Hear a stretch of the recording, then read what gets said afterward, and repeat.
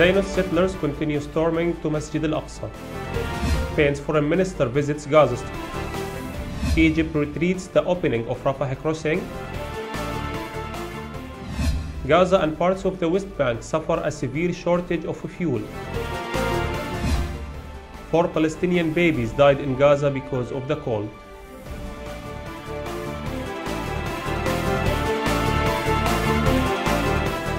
Ladies and gentlemen, welcome to the weekly news report about the most prominent updates from Palestine.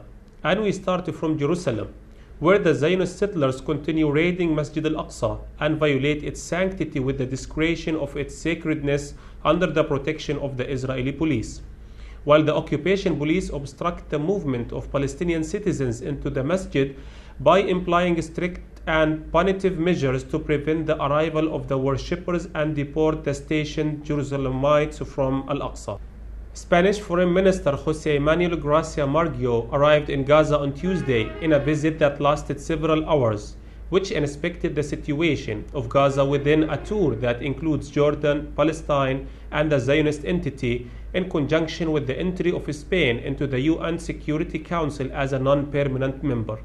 And he said in a press conference, lifting the siege on the Gaza Strip is a duty to enable its people to live in dignity on their own land, and I will try to convince the Israelis on the necessity of granting facilities for the benefits of speeding up the process of reconstruction. And from another side, Director of Borders and Crossing Committee Maher Abu Sabha announced the retreat of the Egyptian authorities to open the Rafah crossing for 3 days as announced earlier this week.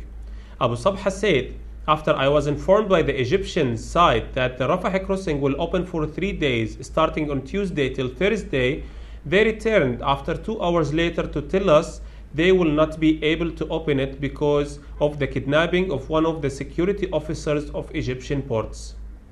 He pointed out that this step means the continue of suffering to tens of thousands of patients, students, owners of stays, wives in Egypt, Egyptians who are in Gaza, and the owners of foreign passports. And he expressed his regret and dismay to the issue of the abduction of the Egyptian officer, saying that this is irresponsible, especially since it increases the suffering of the people of the Gaza Strip. From another hand, the Gaza Strip and some parts of the West Bank suffer from a severe shortage of cooking gas volumes due to the continuous closure of the occupation to the crossings and the lack of pumping of gas needed amounts, which is used in cooking and driving. Thereby, the situation exacerbates the suffering of the citizens, especially since they live in difficult and severe winter conditions, prompting the people to find alternative methods of heating and cooking using the wood fire. Dr. Ashraf Al-Qidra, spokesman of the Palestinian Ministry of Health in Gaza Strip, said, "The baby Muhammad Fadi Qadeh, 3 weeks old, a resident of Khan Yunis in the southern Gaza Strip, died on Tuesday due to cold pinch. And it is noteworthy to mention that 4 Palestinians died due to the cold wave and frost which exposed the Gaza Strip during the deep cold snap."